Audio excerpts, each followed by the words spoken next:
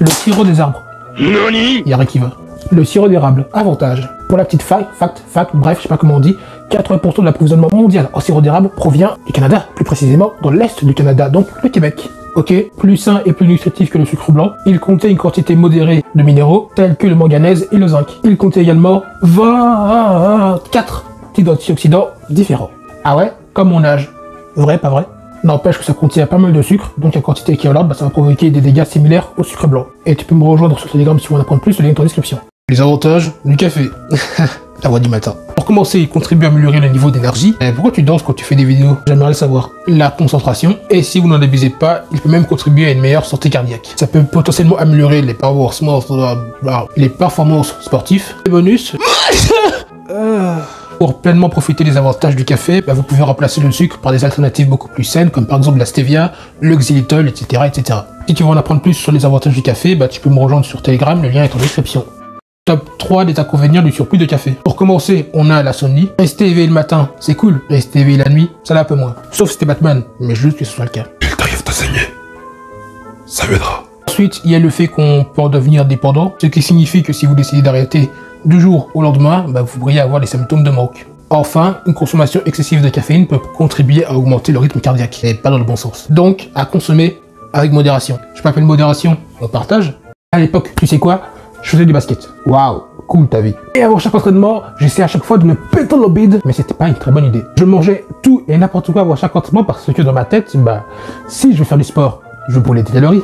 Et si je brûle des calories, je vais retourner à zéro. Et c'est comme si j'avais rien mangé du tout. Donc, c'est le moment de se faire plaisir. Du moins, c'est ce que je me disais dans ma tête. Mais ça s'est pas vraiment déroulé comme prévu. Pendant chaque entraînement, j'avais tellement mal au bidou que j'étais vraiment pas performant. Genre, je pouvais pas courir sans vouloir lâcher une caisse. Je pouvais pas sauter parce qu'au basket, il faut sauter. Mais quand tu sautes et que ton ventre, tu fais glou glou glou glou, et ça ne rassure pas beaucoup, tu vois. Et du coup, un an après, j'ai dû arrêter pour nullité. Mais vraiment, j'ai dû arrêter parce que j'étais vraiment pas bon. Au moins, j'en ai tiré une leçon. Et cette leçon, c'est toujours faire attention à ce qu'on mange avant et après un entraînement. C'est la raison pour laquelle au cours du prochain jour, je vais représenter ces fameux aliments. Donc, apprendre ses erreurs, c'est cool. Apprendre les erreurs des autres, c'est encore mieux. Quels sont les aliments à éviter avant un entraînement? Pour commencer, éviter les aliments gras, parce qu'en fait, le gras reste beaucoup plus longtemps dans le système digestif, ce qui peut pas inconvénient de provoquer des crampes d'estomac et des méchantes diarrhées. Ensuite, on a les boissons gazeuses, je pense que tu te doutes pour quelle raison.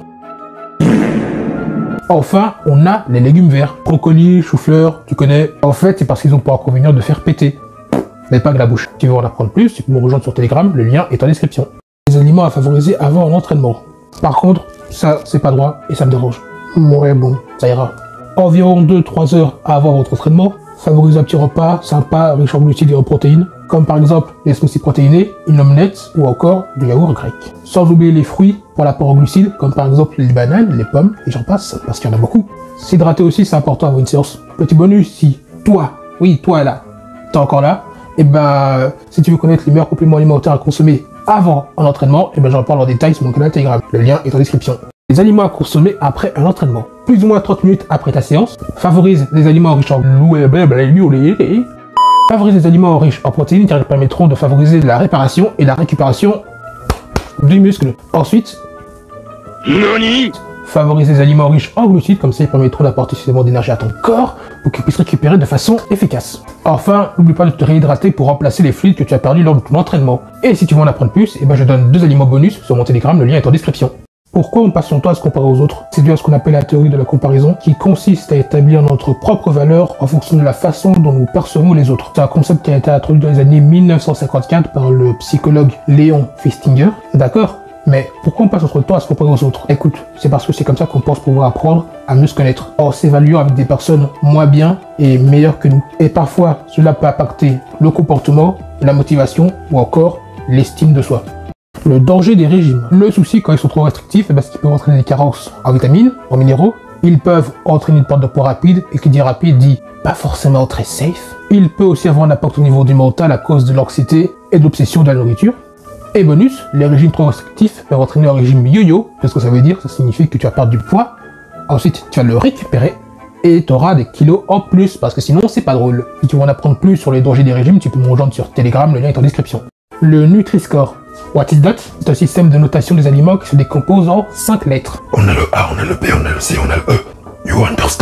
A considéré comme le meilleur choix et E considéré comme le choix le moins intéressant. Pour donner une note aux aliments, en fait, on va se baser sur leurs informations nutritives. Par exemple, un aliment riche en fibres sera beaucoup plus susceptible d'être classé dans la catégorie A. Inversement, si un aliment est riche en sucre, il aura beaucoup plus de chances d'être rétrogradé dans la catégorie E.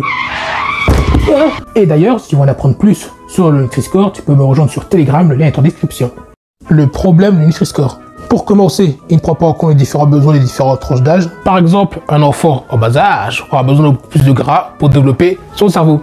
Parce que s'il favorise des aliments en catégorie A, ça va pas vraiment jouer en saveur parce que la catégorie A, c'est la catégorie qui contient le moins de gras. Ensuite, en voyant un aliment en catégorie A, on sera beaucoup plus susceptible de se dire mais si c'est catégorie A, c'est que c'est super bon pour la santé, ça veut dire que je peux manger beaucoup plus. Non, sinon ça revient au même. Enfin, c'est pas aussi utile que ça. Parce que tout ce que tu as à faire, c'est checker l'étiquette, checker le nombre de calories, et ça te donne déjà une très bonne idée du genre d'aliment auquel tu as affaire. Au moins, maintenant tu connais, les flocons d'avoine, c'est l'un des céréales les plus nutritifs sur lesquels vous pourriez tomber. Ça ne contient pas de gluten, ça contient des vitamines et des minéraux. C'est également une bonne source de fibres, de protéines. Bon, les protéines, il en contient une quantité assez modérée, sans oublier les glucides. Les myrtilles, avantages. Pour commencer, les myrtilles sont une bonne source d'antioxydants, ce qui signifie qu'ils permettent de protéger notre corps contre les dommages causés par les radicaux libres. Pour résumer, radicaux libres, pas cool, antioxydants, cool. Ok. Ensuite, c'est également une bonne source de fibres, ce qui permet de réduire la glycémie et d'améliorer la digestion. Enfin, il contient également de la vitamine C qui contribue à améliorer le système immunitaire. Si vous voulez apprendre davantage sur les avantages des myrtilles, lien en description. Telegram. Les flocons d'avoine étaient également une bonne source d'antioxydants. Par exemple, dans l'avoine, on peut retrouver un antioxydant du nom de A-venantramide. D'ailleurs, il faut savoir que cet antioxydant, on le retrouve essentiellement dans les flocons d'avoine et il a pour avantage d'aider à baisser la tension artérielle et il permet également d'augmenter la production d'oxyde citrique. C'est une molécule de gaz qui va aider les vaisseaux sanguins à s'élargir, ce qui va faciliter la circulation du sang. Quelle quantité d'eau faut-il boire chaque jour? Normalement, il est recommandé de boire 8 verres d'eau par jour de plus ou moins 24 centilitres qui représentent plus ou moins 2 litres d'eau par jour. Après, c'est une moyenne, c'est pas forcément une loi universelle parce qu'en fait, ça va dépendre de plusieurs facteurs. Comme par exemple, ta taille, ton poids, l'endroit où tu vis, ton niveau d'activité physique, ce que tu manges, etc., etc. Mais si on veut être plus précis, il y a un calcul simple que tu peux faire qui consiste à prendre ton poids, le multiplier par 0,033, ce qui va donner de la quantité d'eau que tu dois boire tous les jours. Une personne de 70 kg, il multiplie son poids par 0,033, ce qui va donner 2,3 litres d'eau à boire tous les jours. Maintenant, j'espère que grâce à cette vidéo, tu sauras. Les flocons d'avoine contiennent également ce qu'on appelle de la bêta-glucane, qui est une fibre soluble qui a la particularité de se dissoudre dans l'eau, ce qui signifie que dans votre intestin, il va former une sorte de gel. Il peut aider à réduire le mauvais cholestérol, il permet d'éviter les pics de glycémie, d'augmenter la satiété, et il contribue également aux bonnes bactéries qui se trouvent dans votre système digestif. 3 façons de boire beaucoup plus d'eau. Pour commencer, avoir une source d'eau proche de vous, comme ça vous serez beaucoup plus susceptible.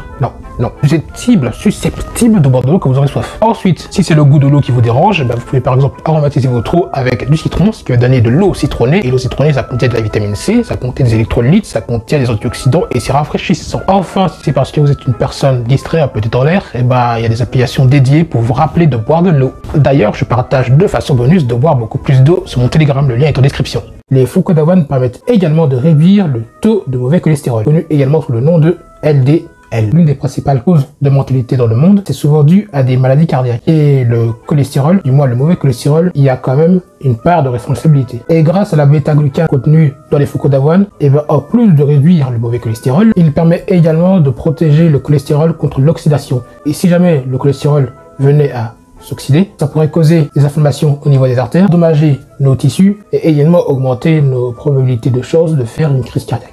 Le métabolisme, what is that? C'est un ensemble de réactions chimiques qui se produisent dans notre corps et qui contribuent à nous maintenir en vie. Donc c'est pas très important. C'est lui qui va se charger de transformer les aliments qu'on consomme en énergie. Énergie qui sera utilisée par notre corps pour maintenir nos fonctions vitales. Il est influencé par plusieurs facteurs comme par exemple l'âge, le poids, la génétique ou encore le niveau d'activité physique. Plus votre taux métabolique sera élevé, plus votre corps va brûler des calories au repos. Si tu souhaites en apprendre plus sur le métabolisme, tu peux me rejoindre sur Telegram, le lien est en description. Si ton objectif c'est d'éviter de prendre du poids ou bien d'en perdre, les flocons d'avoine peut être un allié intéressant parce qu'en fait les flocons d'avoine c'est très rassasiant, ça va favoriser le fait de consommer moins de calories. Pour y parvenir, il va ralentir le temps que l'estomac prend pour se vider. Et petit bonus, les flocons d'avoine on retrouve également de la peptide YY qui est une hormone qui va aider à lutter contre l'obésité.